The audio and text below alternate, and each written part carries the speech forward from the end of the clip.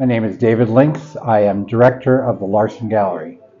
One of the things I learned over the past 3 years since the pandemic was that I really loved being at work. Right before the pandemic happened, I thought, I want 2.5 weeks off, and all of a sudden I got it. And then within 2 weeks or so, I thought, I want to go back to work. So I went back to work, and mainly I just loved working. I wanted to keep in communication with our constituents, and I really enjoyed, decided I really didn't need that much time off. One of the things that we did during 2020 and 2021 is build a brand new gallery.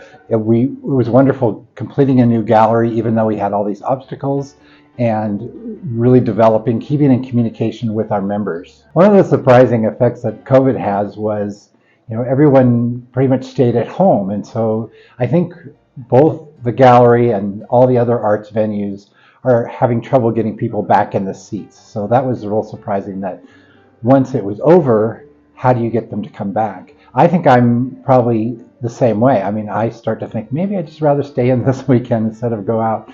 So it's surprising too that people are not continuing to go out and do things. I think our numbers are steadily increasing, which is a good sign. What inspires me every day is that I have a job where something new happens every day. I'm very inspired by learning new things. I'm very inspired by the creative process. And so I love to learn things every day. I think during the pandemic, I completed 500 hours of training just because I loved learning. So I like my job. I like working in the arts community because it's constantly changing, constantly evolving, and constantly creative. One thing that's really exciting in our organization is that we have the next probably 2 years planned. So I'm very excited and very relieved that I've got it all in place. And so we've got a lot of new things coming. I've got the Northwest Pastel Society having an exhibition. I've got an exhibition of art instructors from YVC. We're bringing back our national photo show, which we haven't done since COVID.